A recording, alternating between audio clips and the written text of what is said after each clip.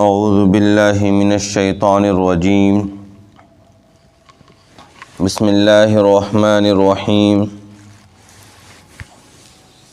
الم تر الی الذین یزعمون انہم آمنوا بما انزل الیک وما انزل من قبلک یریدون ان یتحاکموا الی الطاغوت وقد امروا ان یکفروا بہ وَيُرِيدُ الشَّيْطَانُ أَن يُضِلَّهُمْ ضَلَالًا بَعِيدًا وَإِذَا قِيلَ لَهُمْ تَعَالَوْا إِلَى مَا أَنزَلَ اللَّهُ وَإِلَى الرَّسُولِ رَأَيْتَ الْمُنَافِقِينَ يَصُدُّونَ عَنكَ صُدُودًا فَكَيْفَ إِذَا أَصَابَتْهُم مُّصِيبَةٌ بِمَا قَدَّمَتْ أَيْدِيهِمْ ثُمَّ جَاءُوكَ يَحْلِفُونَ بِاللَّهِ إِنْ أَرَدْنَا إِلَّا إِحْسَانًا وَتَوْفِيقًا اولئک الذین یعلم اللہ ما فی قلوبہم فاعرض عنہم وعظہم وقل لہم فی انفسہم قولا بلیغا۔ اے پیغمبر، کیا آپ نے ان لوگوں کو نہیں دیکھا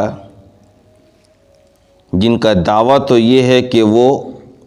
اس کلام پر ایمان لائے ہیں جو آپ پر نازل کی گئی اور اس کلام پر بھی جو آپ سے پہلے اتاری گئی، لیکن وہ لوگ اپنے مقدمے کے فیصلے کو طاغوت کے پاس لے جانا چاہتے ہیں، حالانکہ انہیں اس بات کا حکم دیا گیا تھا کہ وہ اس کا کھلم کھلا انکار کرتے، اور شیطان یہ چاہتا ہے کہ ان کو گمراہی میں ڈال کر پرلے درجے کی گمراہی میں ڈھکیل دے۔ اور جب ان سے یہ بات کہی جاتی ہے کہ آؤ اس کتاب کی طرف جو اللہ نے نازل کی اور رسول کے پاس،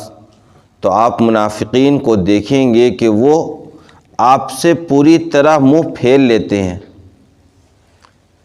کیسی حالت ہوتی ہے جب ان پر کوئی مصیبت پہنچتی ہے ان کی کرتوتوں کی بنیاد پر، تو وہ لوگ آپ کے پاس قسم کھاتے ہوئے آتے ہیں اور کہتے ہیں کہ ہمارا ارادہ تو صرف اور صرف بھلائی اور ملاپ کا تھا۔ یہ وہ لوگ ہیں کہ اللہ تبارک و تعالیٰ کو ان تمام چیزوں کا پتہ ہے جو ان کے دلوں میں ہے، لہذا آپ ان کو اگنور کیجئے، ان کو نصیحت کیجئے اور ان سے ان کے بارے میں ایسی باتیں کہیے جو ان کے دل میں اترنے والی ہو۔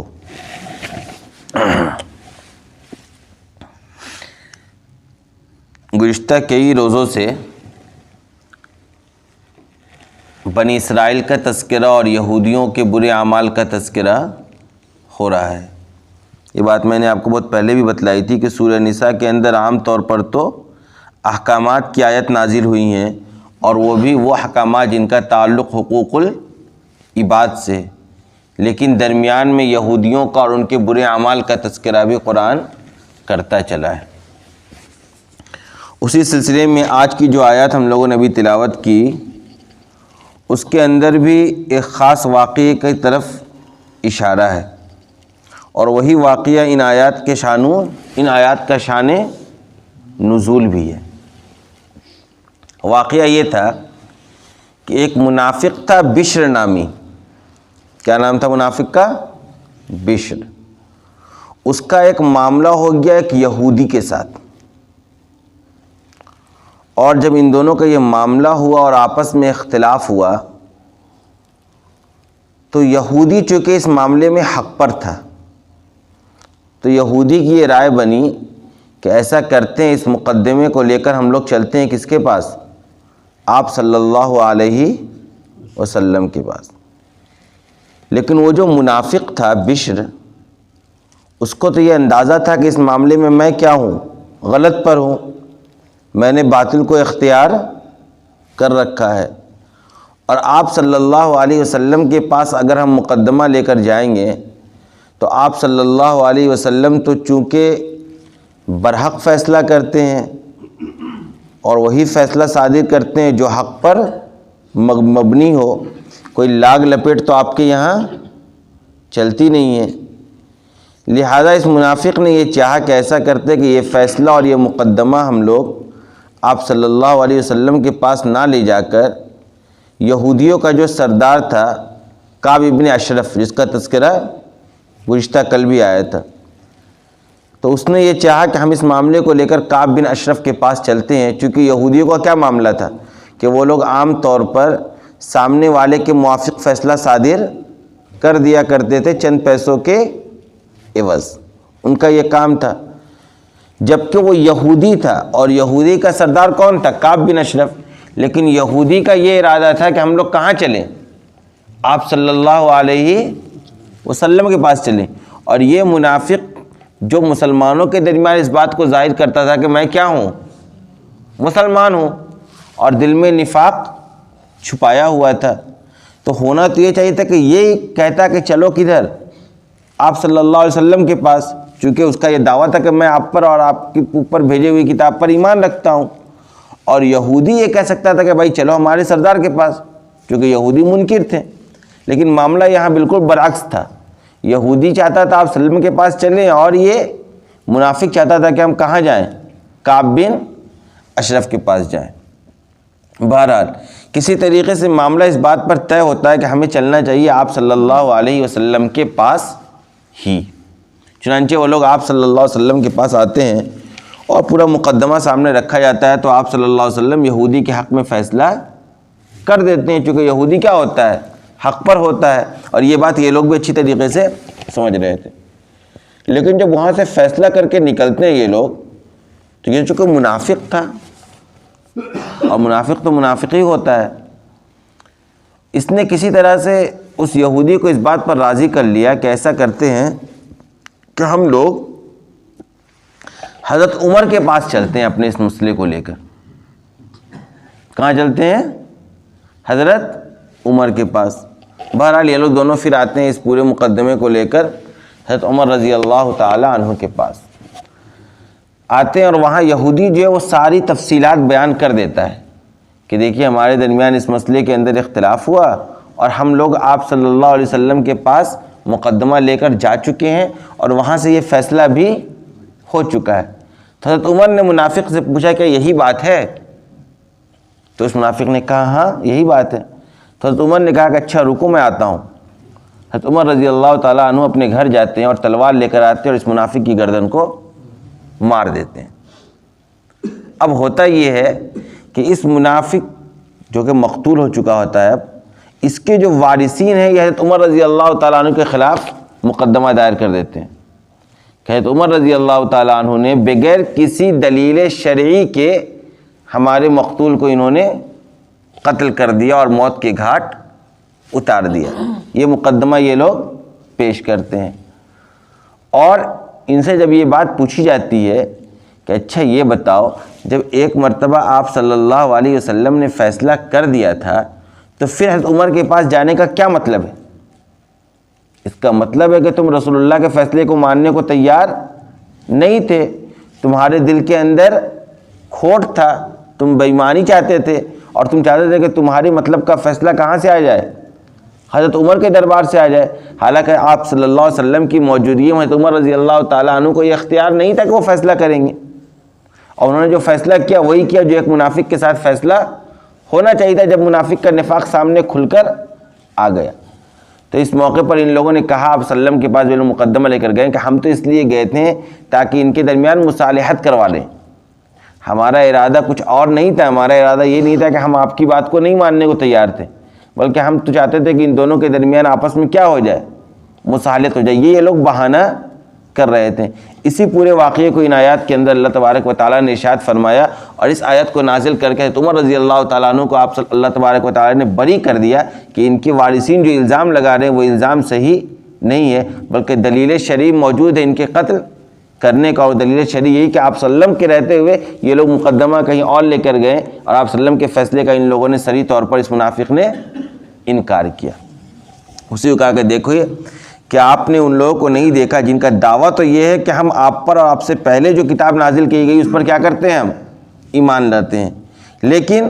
ان کی خواہش یہ ہے، وہ ارادہ یہ کر رہے تھے کہ وہ اس مقدمے کو فیصلہ کروانے کے لیے کہاں لے جائیں؟ طاغوت کے پاس لفظ طاغوت قرآن نے استعمال کیا، طاغوت، طاغوت سرکش شخص کو کہتے ہیں،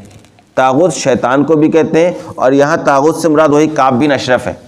وہ کیا چاہتا تھا وہ منافق کہ کعب بن اشرف کے پاس ہم معاملہ لے کر جائیں، حالانکہ ان کو اس بات کا حکم دیا گیا تھا کہ یہ لوگ کھلے طور پر اس کا انکار کریں۔ جو اس بات کا دعویٰ کر رہا ہے کہ وہ ہم کس پر رکھتے ہیں ایمان،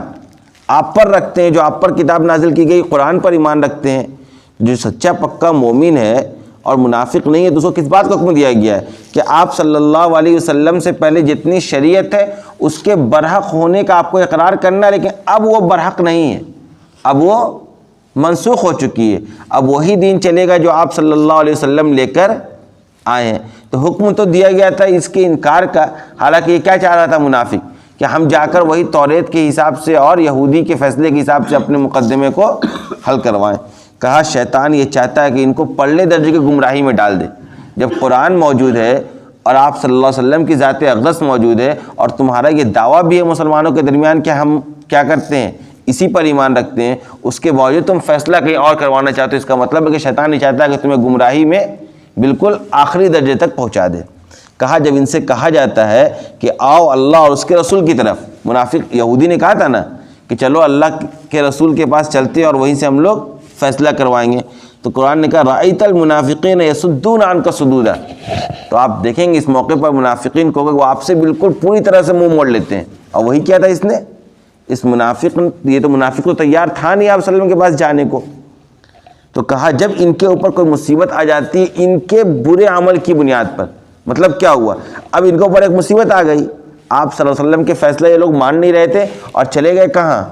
حضرت عمر کے پاس۔ حضرت عمر کے پاس گئے تو اس کا کیا ہو گیا، قتل ہو گیا۔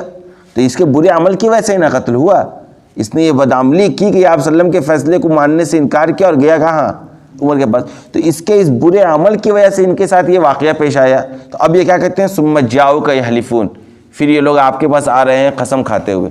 ان کے جتنے وارثین تھے مقتول کے، وہ دوڑ کر کہاں آئے، آپ صلی اللہ علیہ وسلم کو کیا کہا، باللہ ان اردنا الا احسانا و توفیقا، کہ اللہ کی قسم ہمارا ارادہ تو صرف کیا تھا، بھلائی کا تھا اور ملاپ کا تھا۔ قرآن نے کہا اولئک الذین یعلم اللہ ما فی قلوبہم، حقیقت یہ ہے کہ اللہ تبارک و تعالیٰ ان کے دلوں میں جو چیز ہے اس کو بہتر طریقے سے جانتا ہے۔ یہ جھوٹ بول رہے ہیں، ان کی تمام الفاظ کو قرآن نے نقل کر دیا اور ان کی اس پورے بدعملی کو اور یہ جو حضرت عمر کے خلاف انہوں نے پوری سازش کرنے کی کوشش کی، اس کو قرآن نے ان آیات کے ذریعے واضح کیا، اس راز کو فاش کیا، اور حضرت عمر رضی اللہ تعالیٰ عنہ کی برات کے سلسلے میں دیکھیے کہا جاتا ہے نا کہ حدیث کے اندر ہے کہ ہم سے پہلے امتوں میں بہت سے لوگ محدث لوگ گزرے ہیں، محدثون کا لفظ آتا ہے، آئی بات سمجھ میں، اور ہماری امت کے محدث حضرت عمر رضی اللہ تعالیٰ عنہ۔ کیا مطلب، یعنی آپ صلی اللہ علیہ وسلم سے پہلے بھی جو قومیں گزری ہیں ان میں بھی کچھ شخصیت اس درجے کی ہوا کرتی تھی کہ وہ جو چاہتی تھیں یا ان کا جو ارادہ ہوا کرتا تھا اسی کے مطابق شریعت نازل ہو جایا کرتی تھی، اسی کے مطابق قرآن کی آیات نازل ہو جایا کرتی تھی، اسی کے مطابق وحی آ جایا کرتی تھی آسمان سے، آئی بات سمجھ میں۔ اور یہ خصوصیت عمر رضی اللہ تعالیٰ عنہ کو بھی حاصل ہے۔ دیکھیے یہ پورا واقعہ ہوا، اس میں یہ لوگ کیا چاہ رہے تھے منافق لوگ، کہ عمر کے خلاف ہم لوگ مقدمہ دار کریں اور ان سے قصاص لیں۔ قرآن نے برات کر دی، بولے دیکھو حقیقی صورتحال یہ ہے، ان کے دلوں میں جو بھید ہے اور دلوں کے اندر جو ان لوگوں نے کھوٹ چھپا رکھا وہ میں جانتا ہوں اور میں نے اس کو ظاہر کر دیا۔ اسی طریقے سے ہم اور آپ جو جاتے ہیں بیت اللہ کا طواف کرتے ہیں، بیت اللہ کا طواف کرنے کے بعد 2 رکعت مقام ابراہیم کے پاس پڑھتے ہیں نفل، یہ خواہش بھی حضرت عمر رضی اللہ تعالیٰ عنہ کی تھی۔ حضرت عمر رضی اللہ تعالیٰ عنہ نے آپ صلی اللہ علیہ وسلم سے یہ نقل کیا تھا کہ اپنی خواہش ظاہر کی تھی کہ ہم لوگ یہاں پر کیا کرتے ہیں، 2 رکعت نماز پڑھتے ہیں۔ تو قرآن نے باضابطہ آیت نازل کر دی اور کیا کہا، وہ مقام ابراہیم مصلی، ابراہیم مقام ابراہیم پاس کیا کرو تم، نماز ادا کرو۔ اور اسی طریقے سے اور بھی کئی واقعات ہیں کہ حضرت عمر رضی اللہ تعالیٰ، جیسے کہ پردہ، حضرت عمر رضی اللہ تعالیٰ عنہ چاہتے تھے کہ آپ صلی اللہ علیہ وسلم کی جو ازواج مطہرات ہیں، آپ کے گھر کی جو عورتیں ہیں، ان کو پردے میں تھوڑی اور سختی کے ساتھ عمل کرنا چاہیے، ان کے لیے پردے کے عمل کو لے کر تھوڑا اور زیادہ احتیاط ہونا چاہیے۔ قرآن نے اسی طرح کی آیت نازل کر دی اور کیا کہا، یا نساء النبی لستن کاحد من النساء، کہ اے نبی کی عورتیں تم عام عورتوں کی طرح نہیں ہو، تمہارا اسٹیٹس عام عورتوں کی طرح نہیں ہے، تمہارا ایک خاص مقام اور ایک خاص درجہ ہے، اس درجے کی تمہیں رعایت کرنی ہے، اسی طریقے کا تمہارا معاملہ ہونا چاہیے۔ اسی طرح سے اس پورے واقعے میں سمجھ لیجیے یہ آیات حضرت عمر رضی اللہ تعالیٰ عنہ کی اس پورے مقدمے برات کے لیے ہی نازل کی گئی۔ اللہ نے کہا ان کے دلوں میں جو چیز ہے اس سے میں واقف ہوں، لہذا آپ کیا کیجئے، فَأَعْرِضْ عَنْهُمْ، چھوڑیے ان کو، ان کے اس مسئلے میں بہت زیادہ آپ کو پڑھنے کی ضرورت نہیں ہے، اس پورے مسئلے کو اگنور کیجئے۔ وَعِظْهُمْ، ہاں ان کو آپ نصیحت ضرور کیجیے، ان تک صحیح بات پہنچائیے، ان کو بتائیے کہ دیکھو جب کسی مقدمے کا فیصلہ آپ صلی اللہ علیہ وسلم اپنی زندگی میں کر دیں تو پھر تمہیں یہ حق نہیں ہے کہ تم اس مسئلے کو لے کر ادھر ادھر دوڑو۔ اور وَقُلْ لَهُمْ فِي أَنفُسِهِمْ قَوْلًا بَلِيغًا، اور ان سے آپ ان کے بارے میں اسی طرح کی باتیں کہیے جو ان کے دل میں اتر جائے۔ یعنی اگر آپ کے سامنے آپ کے مخالفین بھی ہیں، آپ کے سامنے آپ کے مخالفین بھی ہیں، ایسے لوگ بھی ہیں جو آپ کی بات کو ماننے کو تیار نہیں ہیں، تب بھی آپ کا معاملہ یہ ہونا چاہیے کہ آپ ان کے حق میں خیر ہی کی بات کریں، ان کو خیر کی ہی دعوت دیں اور ان کو ایسی ہی نصیحت کریں جس پر چل کر وہ کامیاب ہو جائیں۔ وآخر دعوانا